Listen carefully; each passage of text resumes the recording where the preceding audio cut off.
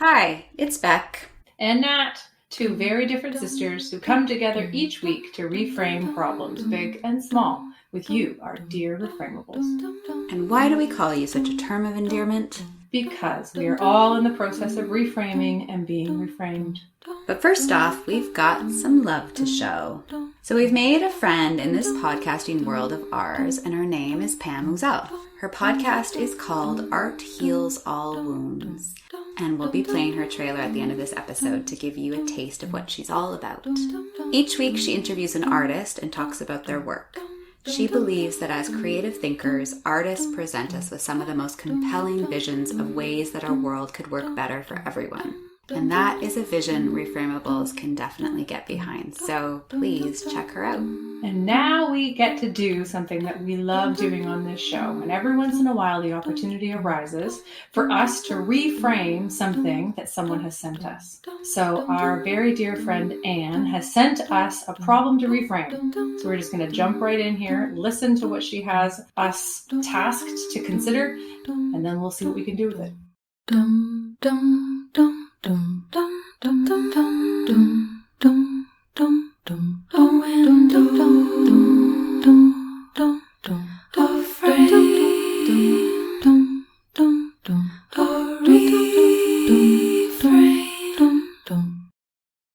So my reframeable is based on a regret. It's not a huge regret, but it's just something that tickles my brain. It just sits there, and every once in a while it comes to the surface, and it bugs me, and I'm trying to get past it. I don't know if I can. So I'm coming to you to seek some reframeable clarification or guidance on this. Back in 2018, June 2018 actually, I was in a used bookstore buying a book for my son. And the deal with the owner when I got to the cash was you buy one book, you take 4 additional books. For the cost of the one book, clear out his inventory. So no problem. Went through the bookstore really quickly, found a few more books. And one of them that caught my eye was Anthony Bourdain's memoir. I think it's like Kitchen Confidential or something. And I grabbed it the day before. Sadly, Anthony Bourdain had passed away. And I thought, oh, this is interesting timing.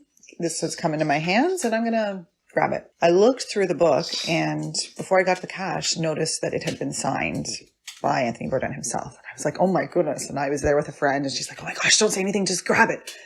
So, take it up to the cash, pay quickly, that we scurry out of the bookstore, so excited.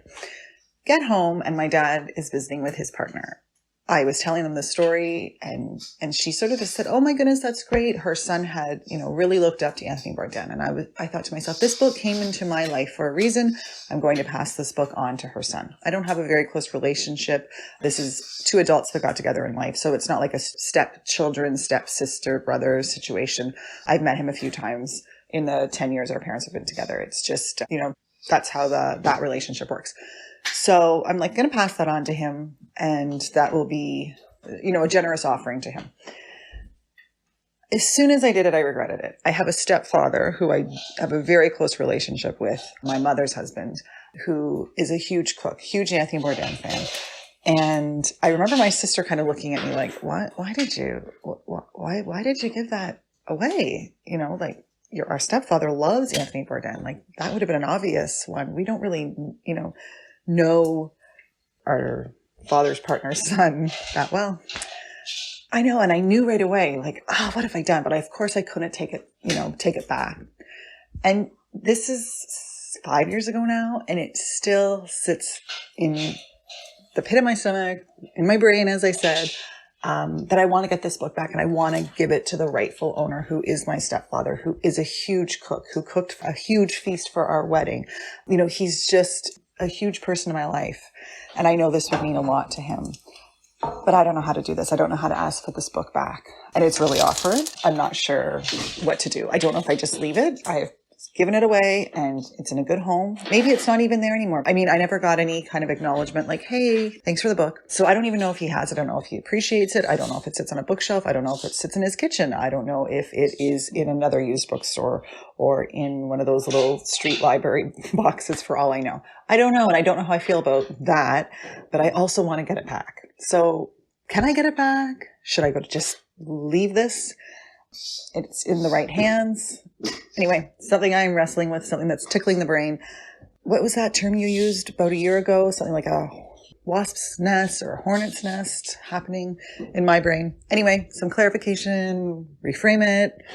Anything you can do with that story, that little narrative would be really helpful. I think I've blathered on a long time. But anyway, that's it. Thanks. Dum dum dum dum dum dum dum. So what do you think, Bec? I think Anne's intention was to be generous. And I think generosity is key to how I hear this story and where I'm going to go with what I think the end result can be. But just, do you have any sort of opening thoughts on like do you hear this as like the ultimate quandary in some ways? Giving a gift and then taking it back? Yeah, I think it's a hard one. I think it's hard when, what does she say? It's tickling her brain. Yeah, that's exactly how she framed it. Yeah, I could see that would niggle at me too when you've done something, you had this impromptu feeling of generosity, you wanted to deepen a relationship through something, and then it doesn't quite land. And so you think, okay, well, I want to take that back now and try it again in the place that I know it will land. I feel like I can relate. I don't have a specific thing, but I know that feeling. I know I've had it in my life where that I tried something. So I guess I applaud her first off for trying something. Yeah. But you're right. It is so totally relatable. For me, I can think of like a couple very specific incidences, and they were both weddings.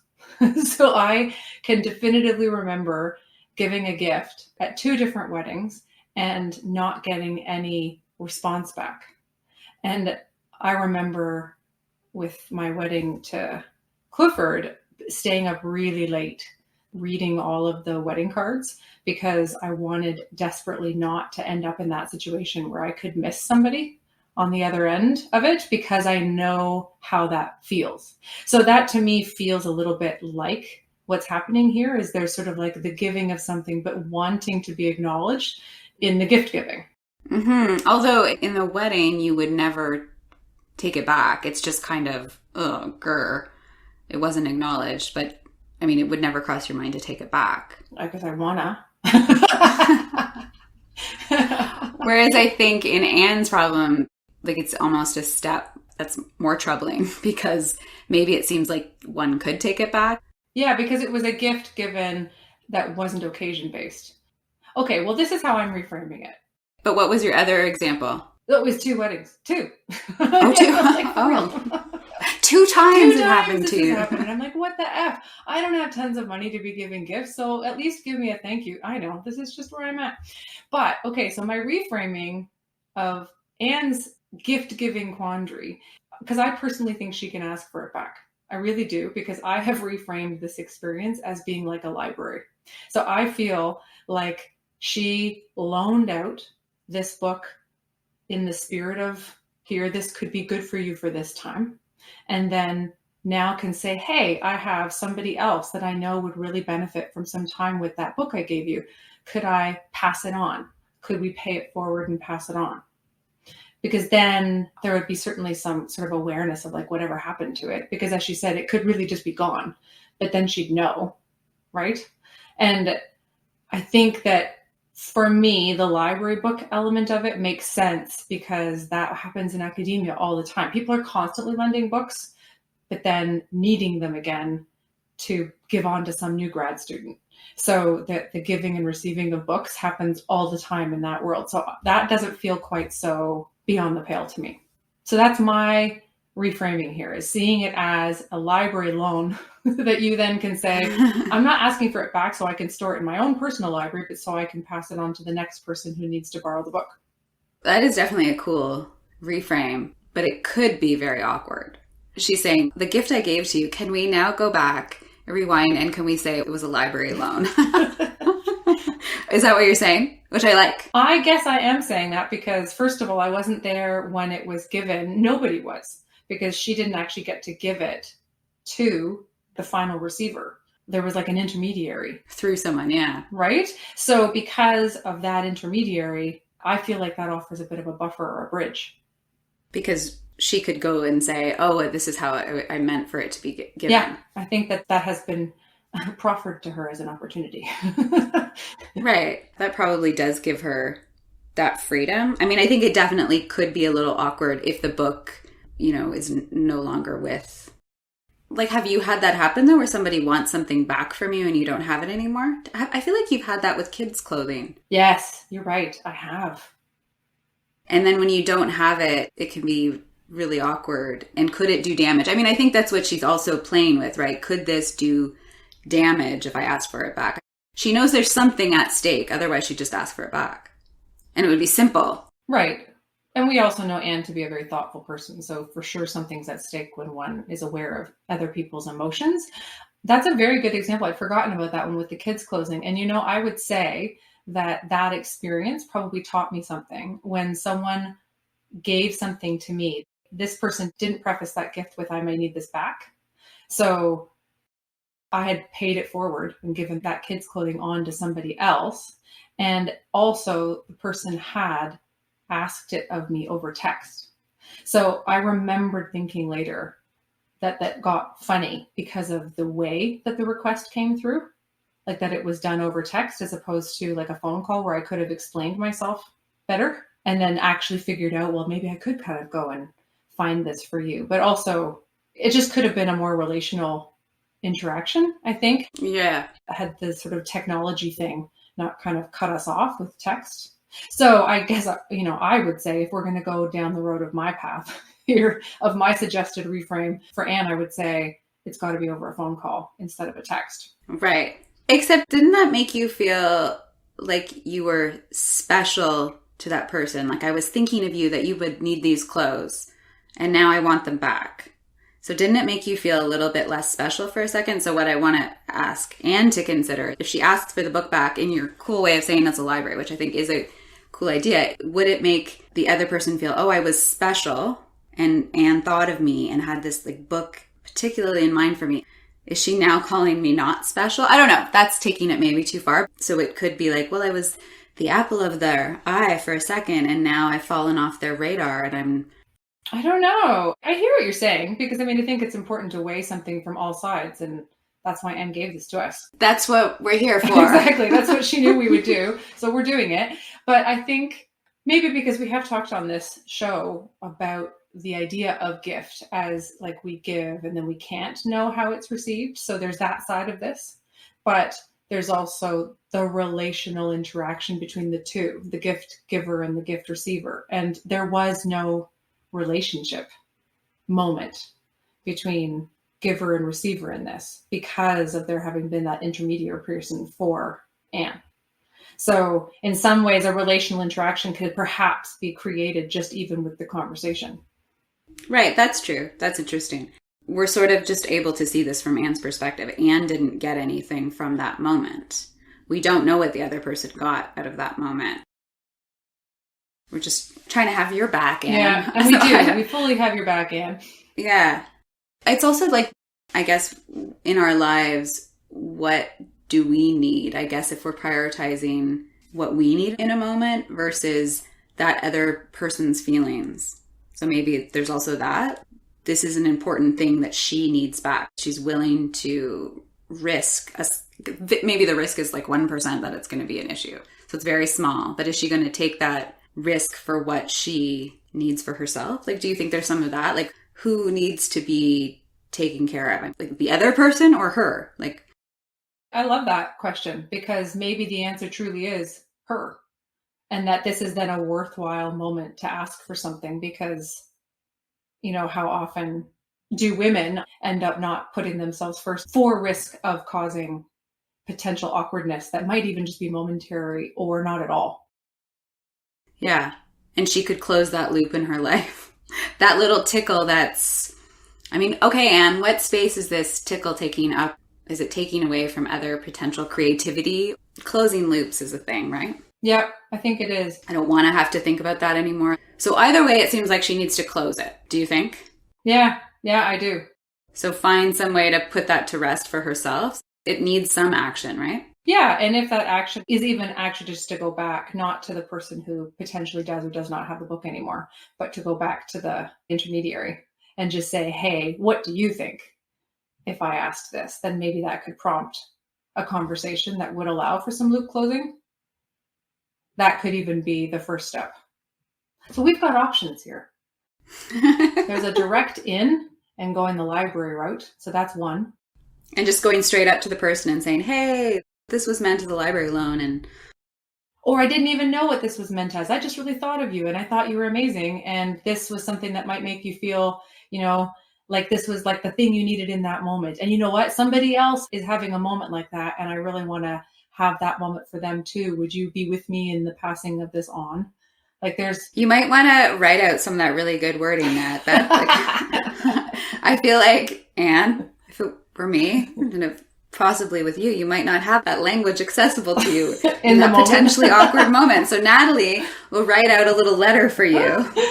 It's kind of like awesomely, like not manipulative at all now, but it's like framed so nicely to be like, will you come with me in this new form of community where we will now pass this book on to this other person who can also benefit. And like, can we be together in this? And just okay, but as you're saying it, could you see that as actually? Yeah, like if you say it like that, I'm kind of like, yeah, I want to be in this new community that you're starting. Well, then it's my reframe community that I think has some real value here. Yeah, in our reframe community, we get what we want, but we do it really beautifully with like a lot of love. Yeah, like and everyone feels good at the end. Yeah. Dum dum dum dum dum dum dum dum dum dum dum dum dum dum dum dum dum. Hey, Reframeables, a little housekeeping. Don't forget to rate, review, or subscribe wherever you listen to your podcasts if you like what we're doing here on Reframeables. Your feedback really supports this reframing project of ours. Also, please sign up for our weekly newsletter, which comes with a free delicious recipe from Nat. Check us out over on Patreon too, where we do mini episodes which we call Life Hacks and Enhancers, our 5 best things in a week. On Patreon, you can become a monthly donor for as little as $2 a month, or you could even tip us on our new coffee account. Lastly, tell us what you like and what you want to hear more of. We love feedback and getting to know you, our listeners. All the links are in our show notes. Love Reframeables. Dum dum dum dum dum dum dum. So I think we've got some options here. I'm happy to script. Just saying. I can do that. I offer some sort of outside perspective, I guess. Becca's got some thought prompts there to kind of ponder. Yeah. So just recapping, you were saying you go the direct route, or you go through the intermediary. Yeah. Or you just accept the loss. Yeah. That this was something you regret, but that I think maybe there's kind of some talking oneself through it. I did this thing. It was maybe a little too spontaneous. It also sounded like maybe she had a feeling like her sister sort of judged or felt slightly momentarily tickled by her sister's response to it. Right. Like maybe had there not been an outside voice, like wondering, why did you do that? Maybe this tickle would never have started. Yeah. Because I feel that with you sometimes. If I see you have a reaction to something I've done, then I'm like, oh, like I really care about your opinion. It sort of exacerbates something maybe, or it makes me feel it more. So I think, did that potentially happen? What would you say to that? One of the dangers, I think, of not wanting somebody else's reaction to inform a decision we might make is to hide it. Right. And I don't think that that's the way forward either. And I don't hear you saying that one should, but just how do the yous and ands of the world counter that? Yeah, that's a good, hard question too. I think for me, it's a little bit of trusting my own self and knowing myself, which is something I'm working on. But I know I've already said this. I've said this so many times, but I'm loving this writing teacher I'm listening to who says that writing really is about learning to trust your own mind. That's the practice, she says, of it, is more and more and more you trust your own mind. So I think that applies to life too. But if I see your face and it seems like shocked, I mean, this doesn't happen very much, but if you seem surprised or you call me out on something, I guess, does that mean that my intuition says I'm already questioning myself? Is it that? Or is it that I just need to continue forward with my choice? Because I do sometimes think I go off course if I think someone is, I think probably we all do that at some level. So I guess it's just a question to Anne. Did that reaction create the tickle? Yeah, create the tickle, or was the tickle already there? Right. Because if the reaction prompted the tickle, then maybe that means that the original desire to give was the right way.